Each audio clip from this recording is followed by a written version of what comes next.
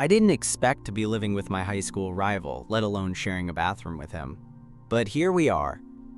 6 weeks ago, I got a call from my old college roommate, Devin, telling me his friend needed someone to sublet a room in the city. Rent-controlled, already furnished, short-term. Perfect. Then he added, "It's Miles. You remember him, right?" I remembered Miles. He was the kind of guy who made straight A's look easy and being hot feel unfair. In high school, he was the golden boy, varsity track, student council, homecoming king. I was the awkward debate kid who could roast anyone except the one person I actually wanted to impress. And let's be honest, I hated him. Or at least, that's what I told myself every time he smirked in my direction. We hadn't spoken since graduation. But money was tight, and New York doesn't care about pride when you're broke. So I moved in. The apartment was nice, surprisingly cozy for Manhattan. Exposed brick, mismatched mugs, a fire escape that overlooked a courtyard where someone always seemed to be smoking weed. But the weirdest part wasn't the apartment. It was Miles. He'd changed. Gone was the clean-cut perfectionist. Now his hair was longer, tied back into a lazy bun half the time. He wore glasses, the thick-frame kind that made him look smarter, if that was even possible. And he wasn't just polite, he was warm. He offered to carry my boxes, remembered how I took my coffee, and made the kind of dry jokes that actually made me laugh. I didn't get it. Why was he being nice to me? Why did he smile like we had some shared secret? We fell into a routine quickly. He worked from home 3 days a week as a UX designer. I did freelance writing and bartended on weekends. Our schedules overlapped just enough to cross paths in the kitchen, to sit side by side on the couch watching old sitcoms we both pretended not to like. The conversation started out light. Traffic, coffee brands, the weird guy downstairs, but slowly, things got personal.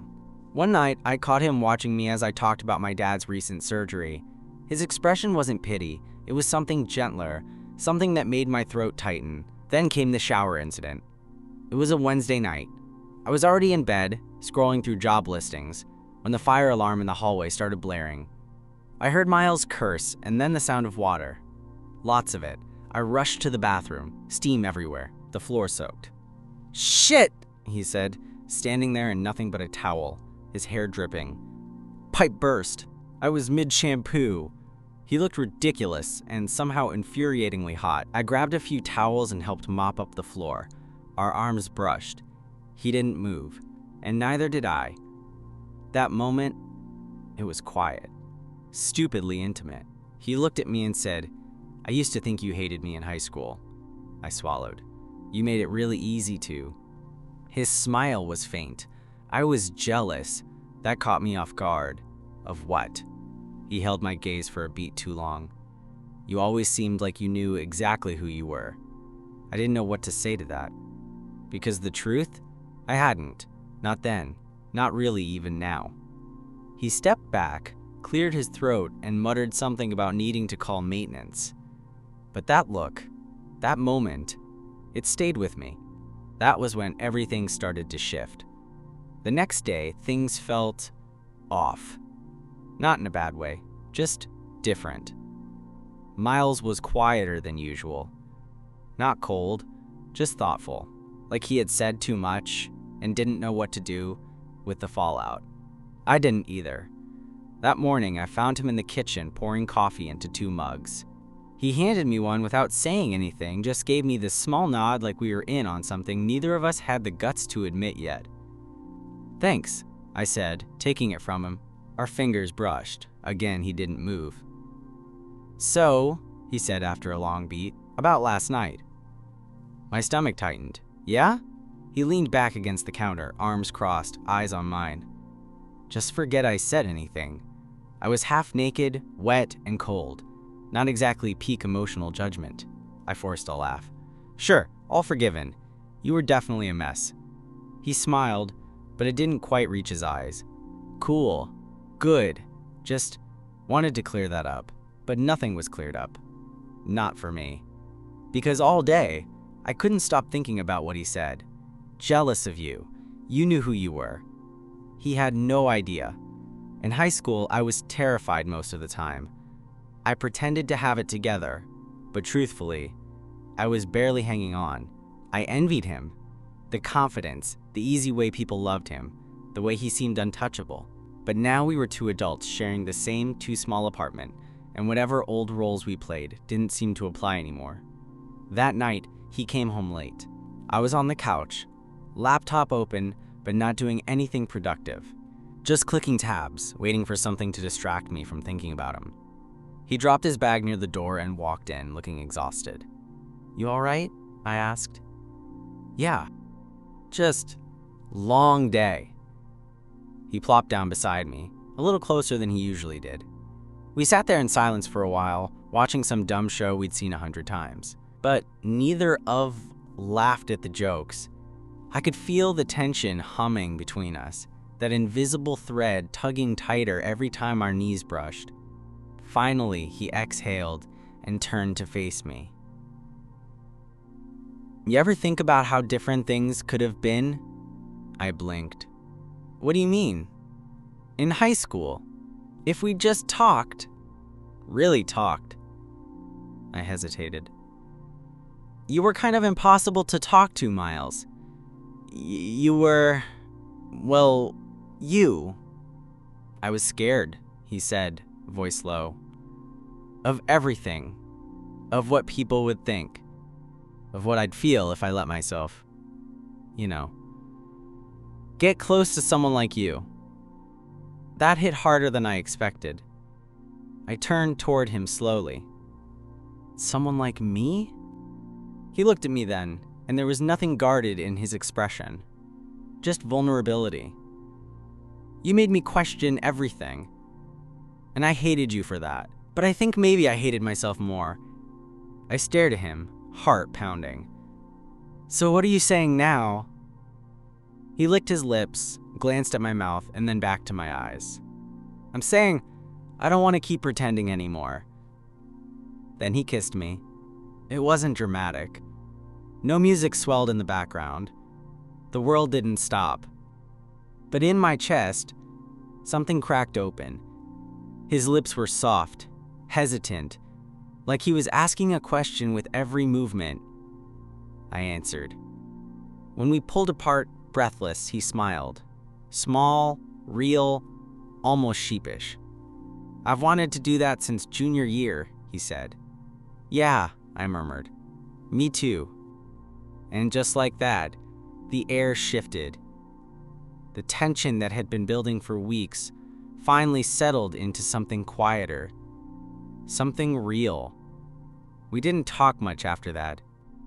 Just curled up on the couch, limbs tangled, the TV still playing in the background. For the first time in years, I felt like I was exactly where I was supposed to be. The next morning, I woke up on the couch with Miles still half asleep beside me. The TV had long since gone to the home screen, and sunlight was starting to sneak through the blinds. I should have felt weird. I didn't. Instead, I stayed still. I didn't want to move, didn't want to break the moment. It felt fragile, like the second I shifted, everything might snap back to how it was before. But eventually, he stirred, blinking slowly, then looking up at me with this soft, sleepy expression that made my chest tighten. "Morning," he said, voice gravelly. "Hey," I replied, a little too quiet. He sat up slowly, rubbing at his eyes. "Did we, kiss? Yeah, that happened." He nodded, glancing away with a small grin. "Right. Just making sure I didn't dream it." I laughed, but it felt cautious. I didn't know the rules yet. We'd crossed a line, but we hadn't talked about what that meant. Were we just two guys who kissed on a couch because of too much tension and not enough sleep? Or was this a beginning? Miles seemed to be thinking the same thing. He looked over at me again, more serious now. "You okay?" "Yeah," I said, and I meant it. "You?" He nodded. "Yeah, I just don't really know what happens next." That made two of us. The next few days were like walking a tightrope. On the surface, nothing had changed. We still shared the kitchen, traded sarcastic remarks, did the grocery run together, but underneath, everything felt charged. A brush of his hand across my back while reaching for a plate, the way our eyes would meet across the room and hold just a second longer than necessary. And at night, we kept ending up on the couch together, closer each time. By Friday, I was the one who kissed him first. This time, there was no hesitation. No awkward post-kiss silence. Just warmth. Connection. The quiet kind of chemistry that didn't need a soundtrack or dimmed lights to feel intense. That night, he didn't go back to his room. We didn't do much, just lay in bed, fully clothed, both of us breathing slow. Every time I moved, he adjusted to stay close, like gravity had shifted between us. "You sure about this?" I whispered into the dark. Miles didn't answer right away. Then, softly, "No, but I'm done pretending I don't want it." I didn't sleep much. Not because I was anxious, but because I couldn't stop feeling the weight of his body against mine, the soft rhythm of his breathing. It was the first time in years I'd fallen asleep without feeling completely alone.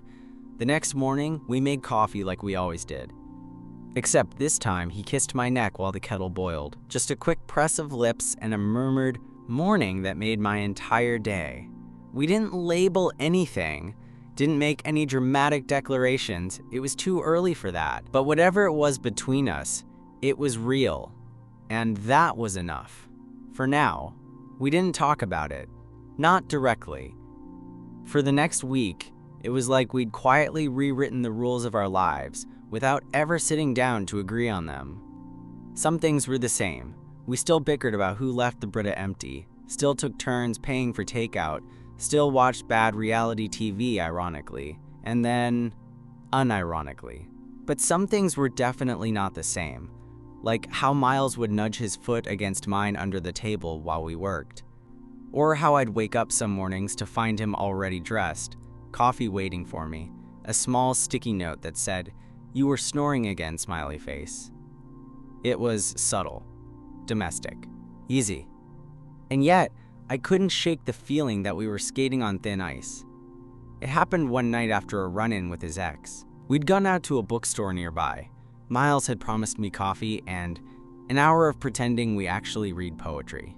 It was drizzling outside, the kind of soft summer rain that made the sidewalks shimmer. We were halfway through the second aisle when someone said his name. Miles? We both turned. The guy was tall, sharp-jawed, with a leather jacket that looked way too polished to be practical. His smile faded when he saw me standing next to Miles, close enough to make things obvious. "Oh," he said. "Didn't know you were seeing someone." Miles stiffened beside me. "Hey, Zach." Zach. Of course his name was Zach. He glanced at me again, something unreadable in his expression, before turning back to Miles. Didn't mean to interrupt. Just, "Good to see you." And then he walked off like it was nothing. But it wasn't. Miles didn't say much for the rest of the night. We walked home in near silence. I tried to lighten the mood, joking about one of the books we saw, offering to cook dinner even though I can barely boil water, but nothing landed. By the time we got back to the apartment, he was already kicking off his shoes and heading for his room. "Miles," I said, before I could stop myself. He paused, hand on the doorframe. "Is everything okay?" He hesitated. "Yeah, just tired." "Was that your ex?" I asked. I didn't mean for it to come out sounding jealous, but it did. Miles turned, his expression unreadable. "Yeah, we dated last year. It ended messy." I nodded slowly. "And seeing him just now reminded me that I'm not great at this," he said quietly. "At relationships, at figuring out what the hell I want." I didn't know what to say to that, but I knew what I felt. "I'm not asking for a commitment," I said. I like being around you, that's all." He gave me a tired smile. "Yeah, I like being around you too." But then he disappeared into his room. That night, I didn't sleep well. It wasn't that I thought he was going to ghost me or anything. It wasn't that dramatic, but I could feel it. The tension. The fear creeping back in. For all our chemistry, all our small domestic joys, we hadn't had the talk. the one that makes or breaks whatever this was. The next morning, I woke up to an empty apartment. Miles was gone, no note, no message. Just silence. For the first time since I moved in, the place felt cold. He didn't come back that night. No text, no missed call, just nothing. I tried not to freak out. Told myself he probably just stayed at a friend's place or needed space to clear his head. But as the hours dragged on, I couldn't help spiraling.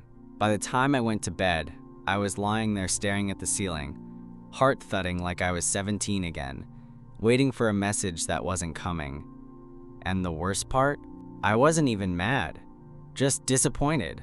Because after everything, after the couch kisses, the sleepy mornings, the way he smiled when he thought I wasn't looking, I'd started to believe we were building something real. The next afternoon, I was coming back from a shift at the bar when I heard the front door unlock. I froze. Miles stepped in, still wearing the same hoodie from the night before, looking like he hadn't slept. He saw me and stopped. "Hey," he said softly. "Hey." We stood there in silence for a second, the space between us suddenly feeling a mile wide. "I should have texted," he said. "I know." "Yeah, you should have." He dropped his bag by the wall, exhaling hard. "I stayed with my cousin. I needed to think." I leaned against the kitchen counter, trying to stay calm. "About what?" He ran a hand through his hair, pacing a little before he finally looked me in the eye. "About us. About what this is. And I'm scared," he admitted. "Because this," he gestured between us, "this wasn't supposed to happen. I didn't move in thinking I'd fall for you." That word fall landed in my chest like a punch. "Then why kiss me?" I asked, voice quieter now. "Why all of it?" "Because I couldn't not," he said, stepping closer. "Because every time you smiled at me, I wanted more, and I hated myself for it at first. But then I didn't." He stopped, right in front of me now, close enough to touch. I freaked out because I thought I'd mess it up, that I'd drag you into something messy and unsure. But the truth is, he hesitated, then reached for my hand. "The truth is, I don't want to do any of this without you." My breath caught. "I don't need you to have everything figured out, Miles," I said finally.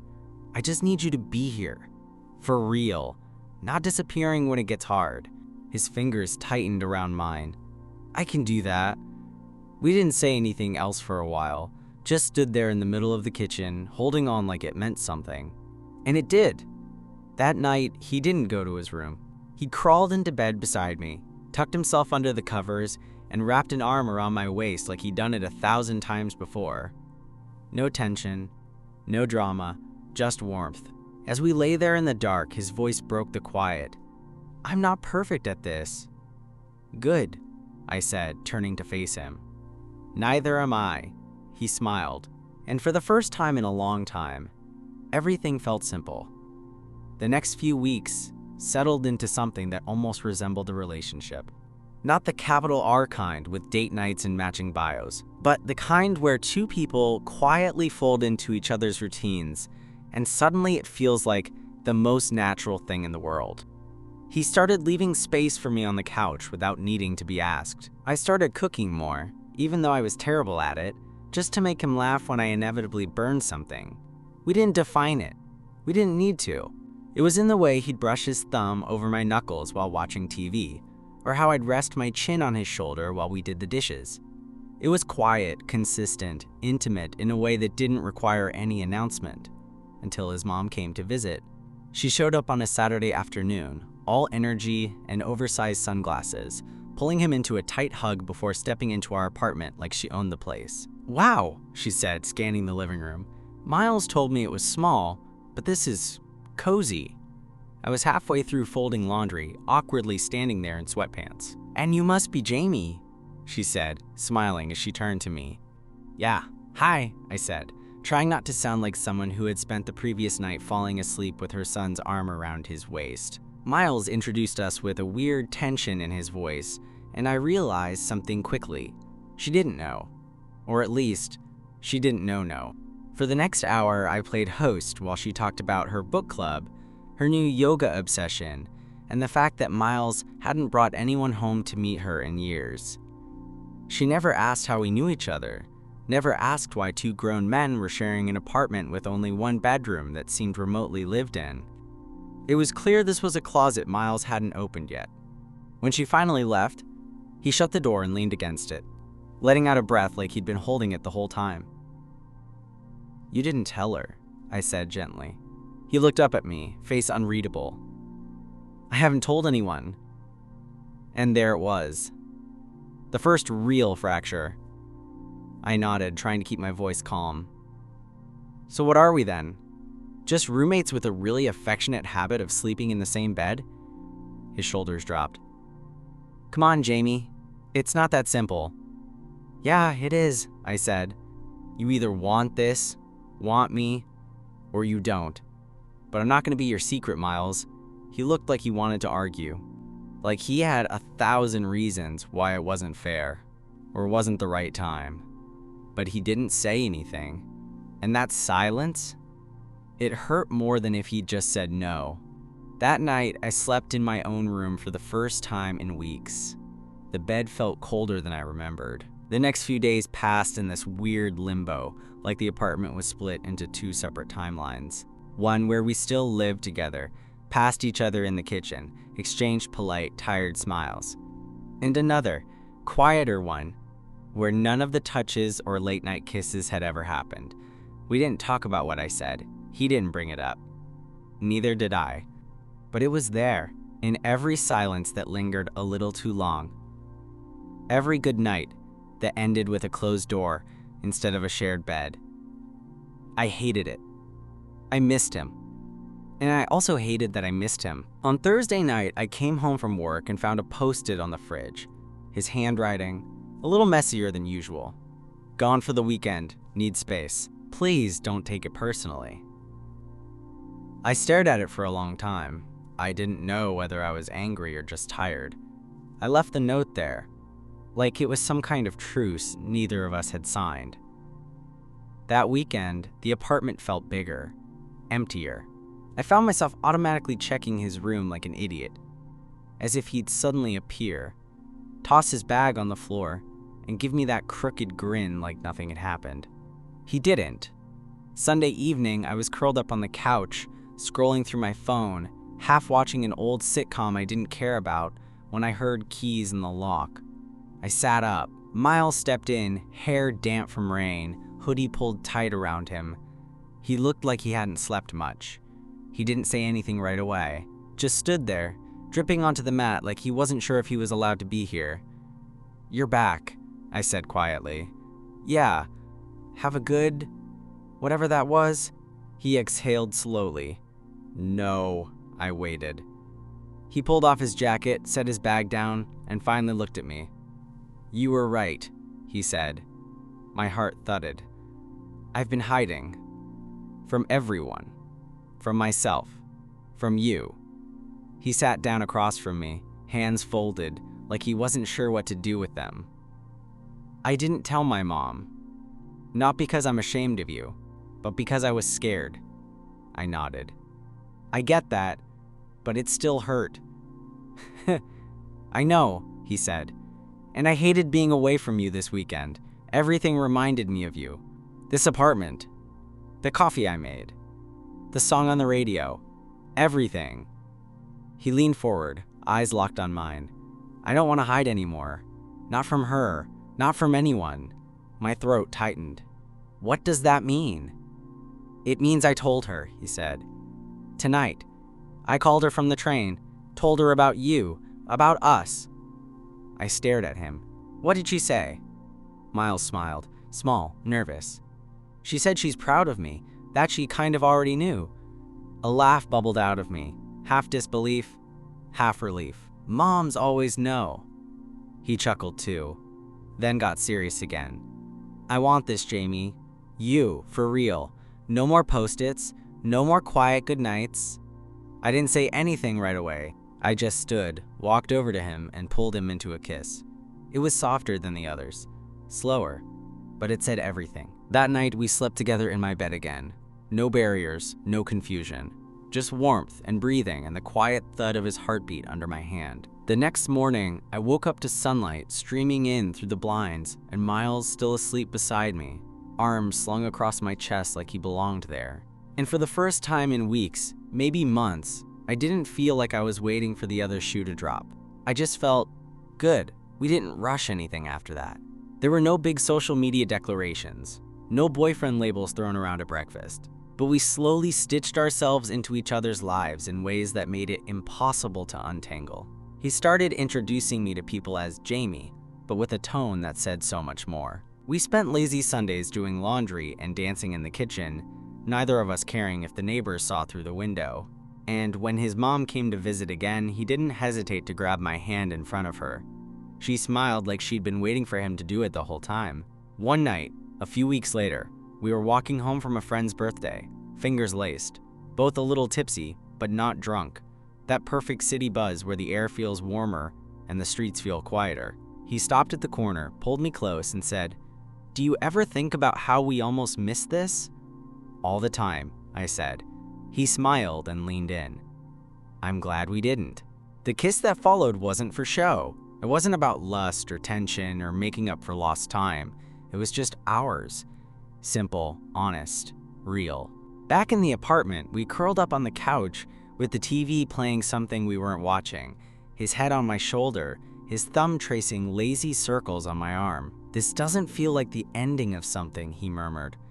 "It's not," I said. "It's just the beginning." He looked up at me, eyes soft. "You think we're ready for that?" I laughed, pulled him closer. "Nope, but let's do it anyway." Because sometimes love doesn't arrive with fireworks or grand confessions. Sometimes it sneaks in slowly, through shared spaces and hesitant touches, through silence that becomes comfort, through the realization that you don't need perfect, you just need true. And this was true.